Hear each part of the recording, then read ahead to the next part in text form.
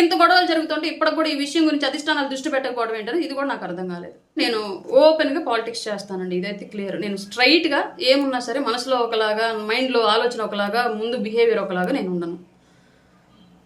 గతంలో వైసీపీలో బాలినేని శ్రీనివాసరెడ్డి గారు ఉన్నారు కాబట్టి ముమ్మాటికి బర్రాబర్ విమర్శించా.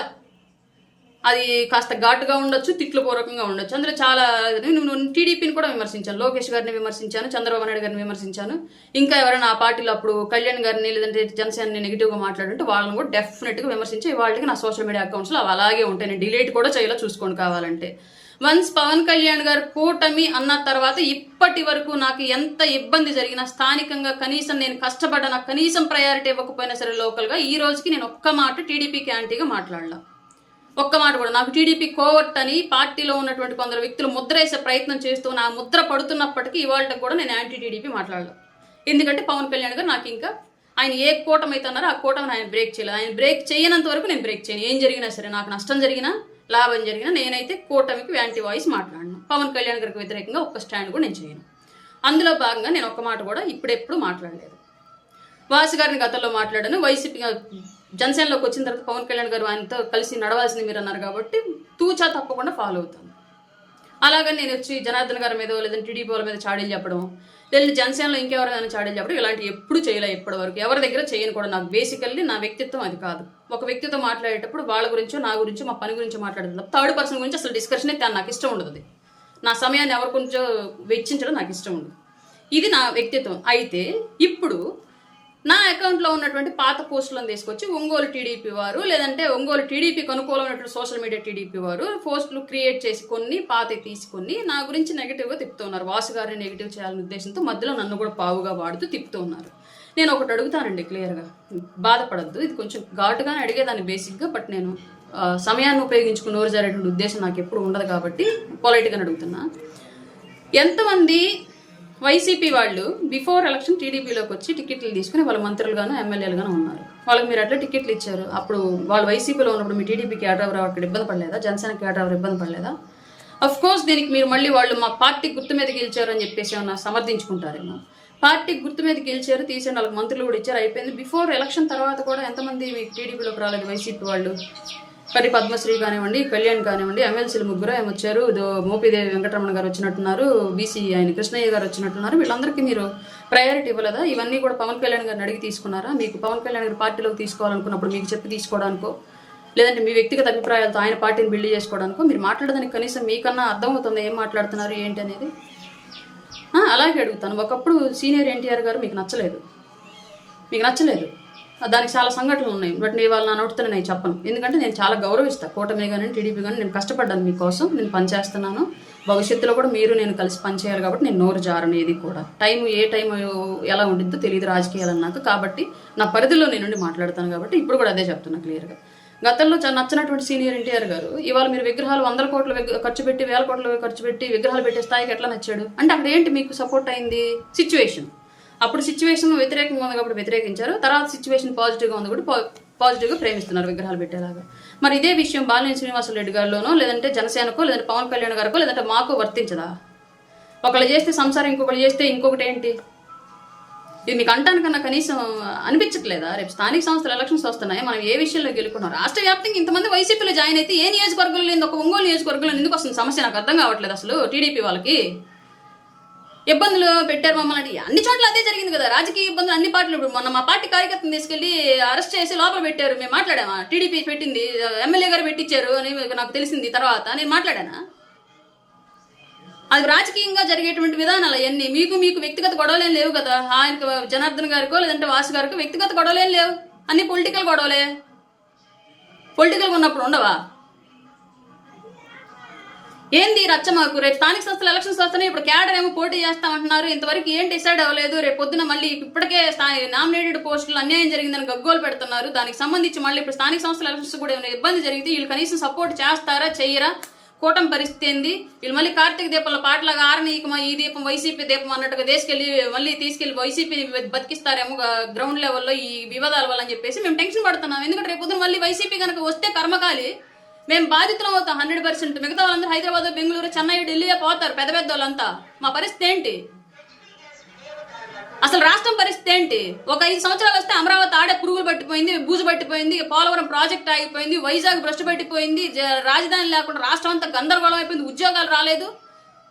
ఇవాళ ఎట్టో సచ్చి చెడి ముఖ్యమంత్రి గారు డిఎస్సీ ఉద్యోగాలు వేస్తుంది, ఆమె మీద కూడా మళ్ళీ యుద్ధాలు చేస్తున్నారు, మెడికల్ కాలేజీల మీద యుద్ధాలు చేసి వాటిని ఆపేరు. ఇన్ని రకాలుగా నష్టం జరుగుతుంటే రాష్ట్రానికి మళ్ళీ అతను వస్తే ఇంకా దౌర్భాగ్యమైన పరిస్థితికి పడిపోయిద్దామని చెప్పేసి నేను టెన్షన్ పడిపోతా ఉంటే ఏంటి రచ్చ నాకు అర్థం కావట్లేదు. లోకల్గా రేపు స్థానిక సంస్థల ఎలక్షన్స్ ఈ గొడవల మధ్య గెలవగలరా?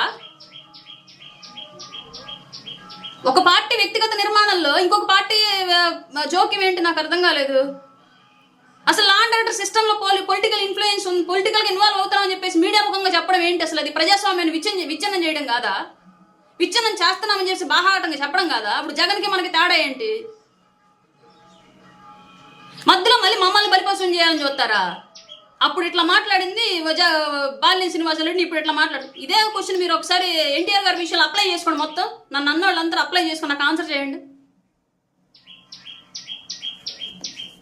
పార్టీలోకి ఎవరిని తీసుకోవాలి, వాళ్ళతో ఎలా పని? ఇప్పుడు 2 సంవత్సరాలు ఒక్క మాట అయినా బాలినేని శ్రీనివాసరెడ్డి గారితో మాట్లాడడానికి అవకాశం ఇచ్చారా పవన్ కళ్యాణ్ గారు? అసలు గొడవ ఆయన వల్ల జరిగిందా? ఆయన ఏమైనా ఇక్కడ ఏమైనా వచ్చి డిస్టర్బెన్స్ క్రియేట్ చేశాడా? ఒక్క మాట ఆయన డిస్టర్బెన్స్ క్రియేట్ చేశాడా?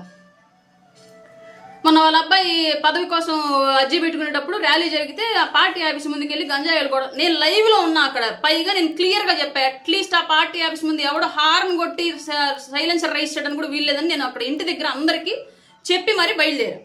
ఎవ్వరు చేయలా. మీకు ఇంటెలిజెన్స్ దగ్గర వీడియోలు ఉంటాయిగా, ఇంటెలిజెన్స్ డిపార్ట్మెంట్ దగ్గర తీసి బయట పెట్టండి. నిజంగానే టీడీపీ ఆఫీస్ దగ్గర ఎవరైనా జనసేన వాళ్ళు కానివ్వండి, వాసుగారి వర్గం కానివ్వండి, ఎవరైనా గొడవ చేశారని చెప్పేసి మీ దగ్గర రిపోర్ట్ ఉంటే తీయండి బయటికి, వీడియో ఉంటే బయట పెట్టండి చూద్దాం. ఏంటి మాటలు? పార్టీలో కలిసినాము, ఎంత సమయం ఎంత వెళ్ళాలి? పోనీ లోకల్గా మాట్లాడుకుందాం, స్టేట్ పాలిటిక్స్ తీసేయండి. గంగాడు సుజాత గారి మీద మీరే కదా చెలవ పాలలు ప్రచారం చేశారు ఆ రోజు. మరి మీ పార్టీలోకి ఎట్లా తీసుకున్నారు ఆమె? ఆమె నాకు మీద కేసులు పెట్టింది, నేను స్టేషన్ చుట్టూ తిరిగేలా చేసింది. నన్ను అడిగారా మీరేమన్నా ఆమె తీసుకునేటప్పుడు పార్టీలోకి? 11 మందినో 12 మందినో కార్పొరేటర్లను తీసుకున్నారు వైసీపీ నుంచి. వాళ్ళందరి మీద మీరే ఎలిగేషన్స్ చేశారు, రకరకాల ఎలిగేషన్స్ చేశారు ఆ రోజు. ఎవరికి వాళ్లే రచ్చ ప్రెస్ మీట్లు పెట్టి మరి వాళ్ళందరినీ తీసుకున్నారు కదంటే. మీ పార్టీలోకి వస్తే పునీతులు అయిపోతారని, జనసేనలోకి వస్తే పాపిస్టులు అయిపోతారా ఏంటి? ఈ జనసేనలో చేరిన తర్వాత బాలినేని శ్రీనివాసరెడ్డి గారు మీకు చేసినటువంటి అన్యాయం ఏంటో చెప్పండి, మిమ్మల్ని అన్నటువంటి మాటలు ఏంటో చెప్పండి. పార్టీకి కార్యకర్తలకు అన్యాయం జరుగుతుందన్నమాట క్వశ్చన్ చేస్తాడు ఒక పెద్ద లీడర్. మేము అడగలేము, ఎమ్మెల్యేలు మేము అడిగితే పని చేస్తారా ఏంటి? మాకు రెస్పాండ్ అవుతారా ఏంటి? ఒక కలెక్టర్ కాడికి వెళ్ళి గట్టి పడేసాను ఆయన అంటే నోరు కలదాను కాబట్టి నాకు కొద్దిగా గొప్ప రెస్పాండ్ అవుతారు, పెద్ద విషయాలు రెస్పాండ్ అవ్వకపోయినా. మిగతా వాళ్ళ పరిస్థితి ఏంది? ఆయన అడుగుతున్నాడు. మీరు నిజంగా ఒక లిస్ట్ రెడీ చేయండి. జనసేనకి ఇది ఇన్ని ఇచ్చాం, ఒంగోలు ఇన్ని ఉన్నాయి, జనసేనకి ఇన్ని ప్రయారిటీ ఇచ్చాం, ఈ జాబ్ ప్రయారిటీ ఇంత, ఈ స్థాయిలో ఈ జాబ్ ఈ పోస్టు అని చెప్పేసి మీరు ఒక లెటర్ రిలీజ్ చేయండి. హ్యాపీగా ఫీల్ అవుతారు కదా, మీకు ఎంతమంది పని చేశారు, మీరు ఎంతమందికి ఇచ్చారు అని చెప్పేసి క్లియర్గా అర్థం అవుతుంది కదా. అది అడగడం తప్ప? కార్యకర్తలకు అన్యాయం జరుగుతుంటే అడగడం కూడా తప్పు అంటే గొంతు నొక్కేయడం మీద కదా ఇది. 150 వచ్చిన 11లో కూర్చోబెట్టింది ఆ కారణాలతోనే. మన ఓటమికి మనమే మెట్లు కట్టుకుంటున్నామా? ఆటోమేటిక్గా మెట్లు కాస్త సమాధి అవుతాయి తర్వాత. దయచేసి స్థానిక శాసనసభ్యులు గారికి అలాగే డిపార్ట్మెంట్ వారికి కూడా రిక్వెస్ట్. నేనైతే ఈ విషయం మాట్లాడాలనుకోలేదు. ఇద్దరు సామెత అంటే దున్నపోతుల మధ్యలో దూడపిల్లలు కొట్లాట అని, దూడపిల్లలు నలిగిపోవడం అని, వాళ్ళ మధ్యలో నేను దూరాలని అనుకోలేదు కాబట్టి నేను అసలు మాట్లాడలేదు. కానీ వాంటెడ్గా ఒంగోలు టీడీపీ వాళ్ళు ట్రిగ్గర్ చేసి మరి నన్ను కిలికి మరి నా పాత అకౌంట్లో ఉన్నటువంటి పోస్టులు తీసుకొచ్చి మరి నన్ను బ్లేమ్ చేస్తానని ట్రై చేస్తూ ఉంటే డెఫినెట్గా నాకు నేను డిఫెన్స్ చేసుకోవాల్సిన అవసరం ఉంది కాబట్టి, నా ఆత్మాభిమానం నాకు ఇంపార్టెంట్ కాబట్టి నేను మాట్లాడాను. ఇందులో ఏమైనా తప్పులు ఉంటే దయచేసి నన్ను టీడీపీ వాళ్ళు కూడా క్షమించాలి. ఎందుకంటే స్థానికంగా ఉన్నటువంటి వాళ్ళు వాళ్ళ వ్యక్తిగత ప్రయోజనాల కోసం పనిచేసినా రాష్ట్ర వ్యాప్తంగా అందరం కలిసి పనిచేస్తున్నాం. నాకు ఎవరితోనూ ఎలాంటి విభేదాలు లేవు టీడీపీలో కూడా. కానీ నేను ఎవరి నుంచి ఏ లబ్ధి పొందింది లేదు. నన్ను ఎవరు కూడా అన్నది ఎవరు కామెంట్లు పెడతా ఉన్నారు, కూటమిలో ఉండి లబ్ధి పొందుతూ టీడీపీని టార్గెట్ చేసి మాట్లాడుతుంది అన్నట్టుగా ఏదో చెప్పారు. నేనేమి లబ్ధి పొందలేదు ఎవరి నుంచి కూడా. దయచేసి నా మీద అలాంటి అభాండాలు నిందలు వేయటం మానేయండి. నేను ఇప్పటికీ సింగిల్ ఎన్పీ కూడా ఆశించకుండా, అసలు అడగలేదు. మెయిన్ ఆశించడం అట్లా పెట్టి అడిగితే ఇవ్వలేదు అనేది వేరే. నేను అడగలేదు ఎవరిని కూడా. నేను కేవలం పవన్ కళ్యాణ్ గారి కోసమే పనిచేస్తున్నాను. నాకంటూ ఒక రాజకీయ గోల్ ఉంది, దానికోసం మాత్రమే నేను నడుస్తూ ఉన్నాను. అంతే తప్ప ఎవరో ఏదో ఇస్తారనో ఇంకెవరో ఏదో చేస్తారనో మాటలు మార్చడాలు, వ్యక్తిత్వాలు మార్చడాలు ఇవన్నీ నా వల్ల అవ్వవు. నాకు అంత పెద్ద రాజకీయం ఇంకా అవ్వలేదు. నేను ఫేర్ పాలిటిక్స్లో ఉన్నాను ప్రజెంట్. దిగువ స్థాయి నుంచి వచ్చాను కాబట్టి ఆ దిగువ స్థాయి పీపుల్ కోసమే నా ఆలోచనలు ఉంటాయి, వాళ్ళ కోసం నిలబడే వాళ్ళ కోసమే నా ఆలోచనలు ఉంటాయి. దయచేసి ఈ విషయం గమనించి టీడీపీ మిత్రులు కూడా నన్ను క్షమించాలి. అలాగే వాసు గారి విషయంలో మీరు మాట్లాడేటువంటి మాటలన్నీ కూడా మీ విజ్ఞతకే వదిలేస్తున్నాను. అలాగే రాజకీయంలో ఏ పార్టీలో ఎప్పుడు ఎవరు ఉంటారు, ఎవరి ఎజెండా ఏంటి, ఎవరు ఎలా మారుతారు, ఇవన్నీ కూడా చాలా ఇప్పుడు ఈ గవర్నమెంట్లోనే మనం చాలా చూస్తున్నాము. కూటమికి ముందు ఎలా ఉండేవాళ్ళం, కూటమికి తర్వాత ఎలా జరిగిందని చెప్పేసి ఇవన్నీ మీకు తెలియని కాదు. బట్ మీ ఇష్టం వచ్చినట్లుగా ఎవరినో బ్లేమ్ చేసి ఇంకెవరినో వాడుకొని పావులుగా ఇబ్బంది పెడదామని చెప్పేసేటువంటి ప్రయత్నాలు అయితే మానేయండి. ప్రత్యేకించి పోలీసులతో బానిసత్వం చేయించడం మానేసేయండి, పోలీసులతో క్రైమ్ చేయించడం మానేసేయండి. ఎందుకంటే పివి సునీల్ కుమార్, సిద్ధార్థ కౌశల్ ఇట్లాంటి వాళ్ళ సునీల్ కుమార్ ఠానాని ఇంకెవరెవరో ఉన్నారు కదా, సిద్ధార్థ కౌశల్ కాదు, సారీ ఆయనకేం లేదనుకుంటాను. జత్వాని కేసులో ఏం జరిగిందో వాళ్ళంతా ఎంత తిప్పలు పడుతున్నారో తెలిసిన విషయం. బట్ వాళ్ళ ఉద్యోగాలు ఇంపార్టెంట్. రాజకీయ నాయకుల చేతుల్లో పావులుగా మారిపోయారు కాబట్టి అంత పెద్దలు కూడా వాళ్ళ చట్టపరమైన సమస్యలు ఎదుర్కొంటున్నారు. అదే పరిస్థితి కూటమిలో జరగకుండా ఉండటం మంచిది. అలాగే డిపార్ట్మెంట్ వారు కూడా మీకున్నటువంటి రైట్స్ని మీరు వినియోగించుకోండి, అంతే తప్ప మరీ వన్ సైడెడ్గా వెళ్ళి ఇలాంటివి చేయడం తప్పు. దాన్ని ఖచ్చితంగా ఖండించాలి, మీరు కూడా మార్చుకోవాలి. ఎందుకంటే 5 ఏళ్ళకి ఒకసారి ఎలక్షన్ ప్రజల చేతుల్లోకి వెళ్తుంది. జడ్జిమెంట్ అనేది ఎవరికి పాజిటివ్ ఇస్తారో ఎవరికి నెగిటివ్ ఇస్తారో తెలియదు. జగన్ అనుకున్నాడా ఏంటి 150 నుంచి ఓడిపోతాను డిపాజిట్లు కూడా లేకుండా అని చెప్పేసి? అనుకోలేదు కదా. కూటమికైనా అంతే. మనం చేసే ప్రతి పని ప్రజలు గమనిస్తున్నారన్న విషయం మర్చిపోవద్దు. ఇదివరకు ఇట్లాగా only electronic media and print media కాదు, ఇవాళ సోషల్ మీడియా వచ్చింది, క్షణాల్లో తెలిసిపోతుంది. ఈ విషయం మీరు గమనించుకోవాలి. తప్పుగా మాట్లాడుంటే క్షమించండి. ఏదైనా చట్ట వ్యతిరేకమైనటువంటి పదాలు వాడి ఉన్నా సరే నాకు తెలియక వాడినట్టుగా నేను భావించి క్షమించండి దయచేసి. నమస్కారం.